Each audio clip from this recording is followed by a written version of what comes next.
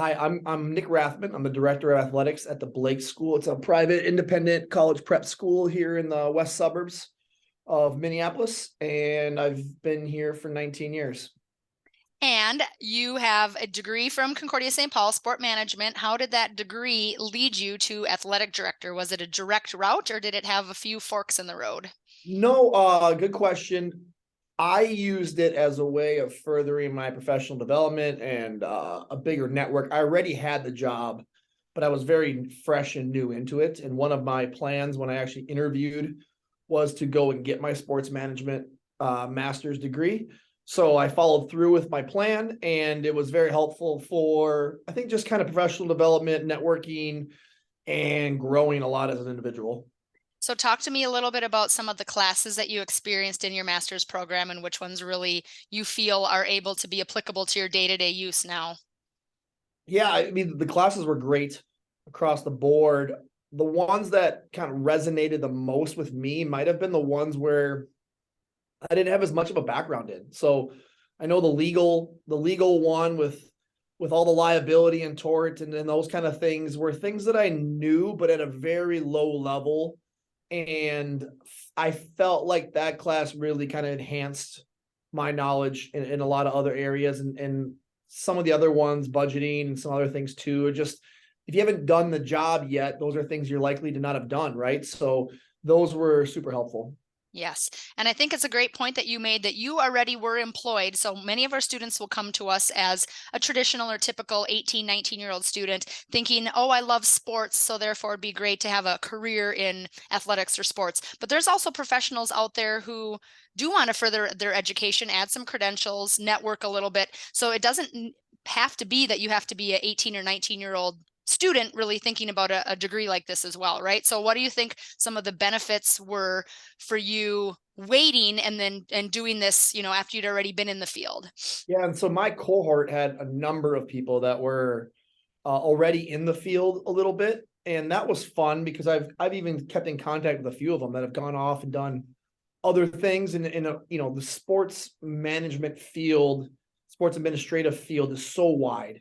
You can get into so many different elements and work in so many different industries within the industry. So I felt like it was just great for me to take that next step. And I'm at a school, so I need to walk the walk and talk the talk too. And so I need to continue my education if we're asking all the kids to kind of do that too. So that's a good way for me to kind of think about that in my own journey and prepare me to be better at my job and maybe think about future steps as well.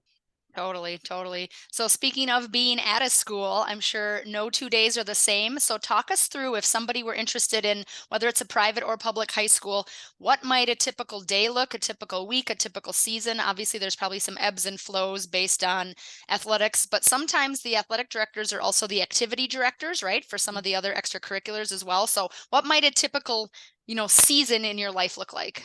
Yeah, no day is the same. It's both the pro and the con of the job. It's probably my most favorite thing is no day is the same.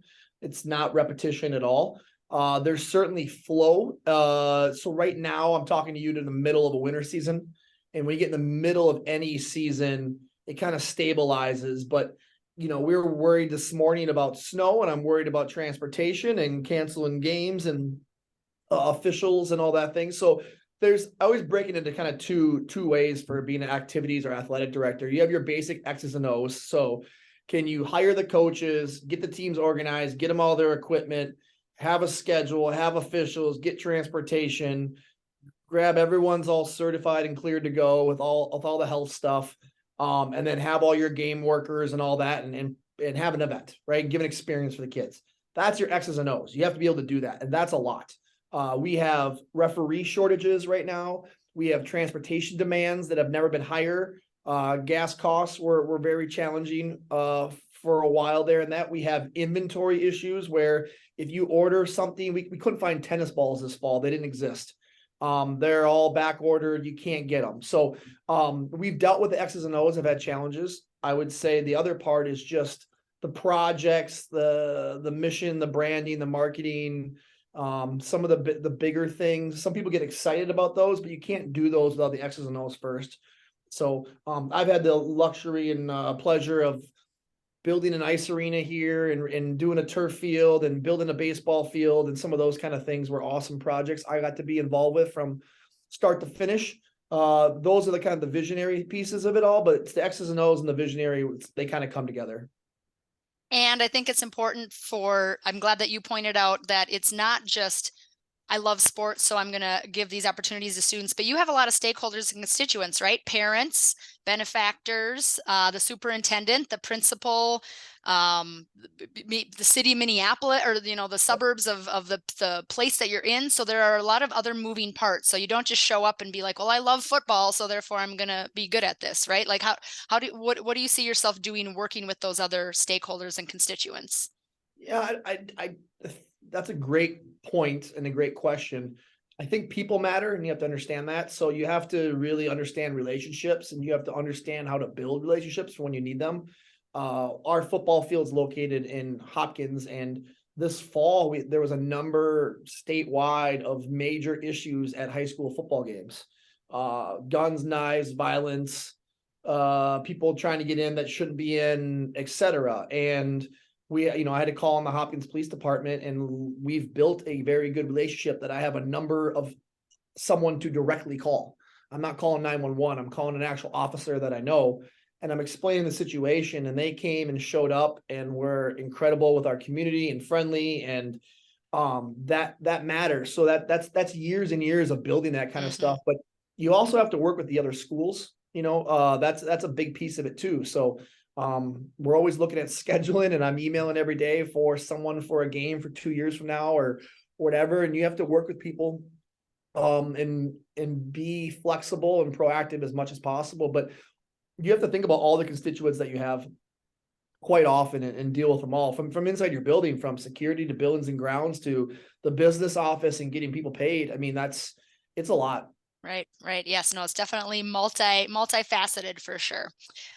How do you think, if you feel like you can speak to this, your role as a high school athletic director might look different than somebody who's at a college? Maybe it's D1, which is going to look different than D3 probably, or just, in the community as, maybe the city of St. Paul's community rec director. Like what might be an interesting niche that about high school that's maybe different than those other populations? And that's what I think is fun about the job of athletic director, activities director, from college all the way down to high school or middle school or community ed, is that there are these niches and each community is quite different.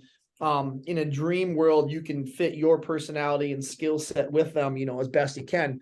I'm at a place that is ran incredibly like MIAC school, so a Division III, very high academic school is how ours is ran. In fact, it's literally no different, except that we don't play college teams. We have a Minnesota State High School League that has all the rules, just like the NCAA has all the rules. We have an advancement department that's like the development department, and they try to raise money. And we have an admissions department, and they do too. So, I mean, everything is exactly the same. In fact, we have more teams and more coaches. So we have 144 coaches here and 72 teams. So we have way more in some sense. And our seasons run longer and we do more in the summer. So I've always looked at it like we do more and it's more engaging, and I love it. So you get to watch kids grow from a very young age to graduation, and they come back, and that's the best part is when they come back as alums and you get to see them. So you can just kind of find your niche. There's a lot of ways to kind of figure that out. Again, the best way is networking in people and kind of gathering information a little bit. People tend to succeed when they match better, in my understanding of things. And when you don't match well, it can be challenging sometimes. And if you can adapt to it, it's great. But otherwise, you want to know those niches and what you're looking for and what's important to you. Yeah. And speaking of knowing those niches, who would you say, who are some names that bubble up to you that are key players, whether it's the state high school league or, really becoming close with your superintendent or your principal or like you said, the buildings and grounds people, because they're the ones that make sure the lights go on. Like who is it important? Who are some key industry people to kind of rub elbows with for your own professional development too? Yeah. And I mean, I think it's good to have kind of a plan of that, honestly. I think it's really important for people to map that out. You should have internal people and external people, external in your industry, and you should have a few external that aren't in your industry. I have a very good friend who's an HR director at a Fortune 500 company, and she gives me a lot of great advice on general, human resources laws, employment, those things quite a bit. And then my high school baseball coach is still my mentor to this day. If I'm having a tough day or have a really tough decision, I'll often call him and just explain. He's got no idea what's happening in the hallways here, or a lot of knowledge of the school, and I get this fresh look at it. It's kind of like when you look at a paper that you've written in class and you've done 6 sets of edits and you can't even see the mistake that you have a comma in the wrong spot because you just reviewed it so many times. It's really important to have mentors and fresh perspectives in your life. But yeah, I mean, my professional organization is the Minnesota State High School League, and I was in Dr. Huberty's class this past fall presenting, and the next day was going to be Phil Archer, who's a dear friend of mine at the high school league. And he's really talented and smart, and he gives me a different perspective sometimes. When I get frustrated with the high school league or something else, he'll explain to me why something is, and it makes more sense, right? And so I think in the other part too is just to find other resources that help you. As crazy as it sounds, I've gotten more and shared with my coaches more of watching Ted Lasso on Apple TV about how to change culture and how to be curious and don't judge, and some of those things as well. And sometimes those life lessons can be as good as any networking or resource you can have. Totally, totally. Speaking of life lessons, what would you say that you've learned professionally and personally that, even though you got a great education here at Concordia, sometimes reading from a textbook doesn't put you into the spot that you're in at the time. So what is something, you maybe had your eyes opened to both professionally and personally in your time at your job? The thing I think about a little bit is just the value of lifting other people up. These last couple of years have been really hard for a lot of people, and a lot of people don't show it. And we're even seeing the effects of it post-COVID now with just mental health and people dealing with things. I've been through stuff too. And so we all go through everything. And I think you get so focused on your education and your career and your path and your next job that sometimes you forget about the power of just lifting someone up for the good of it. And I really feel the more I've done that recently, the more it ends up somehow I get tied in and it lifts me up too. So it's this really like unselfish, authentic, transparent way of just thinking about how to build people up. You don't need to put someone down to put someone else up, right? So to celebrate all the successes, you start getting old enough and you start going to more funerals than you do weddings, and you have to value life and people, and celebrate the heck out of accomplishments and your friends' accomplishments and your family accomplishments, and enjoy those things. Are the things I think I got so laser focused in my career. I'd love to go back and tell myself 15 years ago, that advice. Yeah, yep, totally. I think a lot of us would, because I think we get, and it's a natural feeling, right? As a new graduate, you want to have stability, and you're excited about the salary, and you're excited about becoming a professional, but that can really create some tunnel vision because you want to do the perfect job, you want to get everything right, but at the end of the day, it is still just a job, and it's just a part of your identity.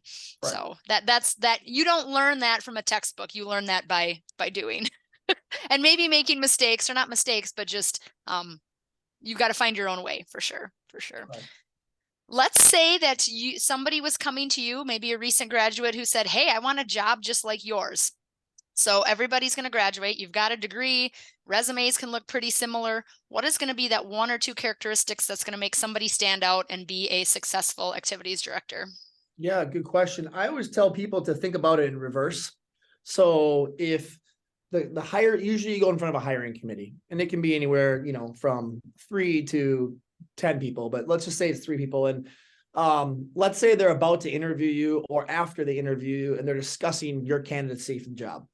What are the things that you predict that they're going to say are what you're missing, right? So you don't have enough experience doing this or that, right? So if you know that already, and you can predict that, and you can answer that question for yourself, then you should think about some ways to fill that skill or that bucket so that you have a little bit of experience, whether that be volunteering or finding a little side job or any piece of that, right? So if you have never site managed a game before, so what that means is we have a Friday night football game. We're going to have 1,200 people here. And in that interview process to be the activities director, athletic director, they're going to say, tell me about a time when you've managed a crowd in a big event, right? And a medical emergency went off, or that's a common interview question. So if you haven't done that, they ask you to tell you about a time when, and your answer is, I'm sorry, I've never done that before. That's not going to make you stand out. What you want to say is, hey, I haven't done a whole lot of this, but I know this is important. So I went and volunteered at Concordia and I helped with a game day on a Saturday. And I know this incident occurred and here was my role and here's what I learned. Or the professional soccer team is right across the street, right? And I got a side job to learn more about game operations and game strategy. And here's what I've learned. Or I volunteered and interned on a Friday night at a local high school because I knew I wanted to be an athletic director and I learned from this person and they showed me this and this and this. So if you are reactive, if you're letting the interview say this is what you don't have and what you haven't done, you won't stand out. If you are proactive, you will stand out. They will see that you have given this thought and time and you're strategic, and the proactive piece is one of the biggest pieces. So think about the buckets and the skills that the job might entail and do a little research and do a little interviewing on what those buckets are, and then see what part, the knob of the volume on each one of those you are, and see if you can push it forward a little bit.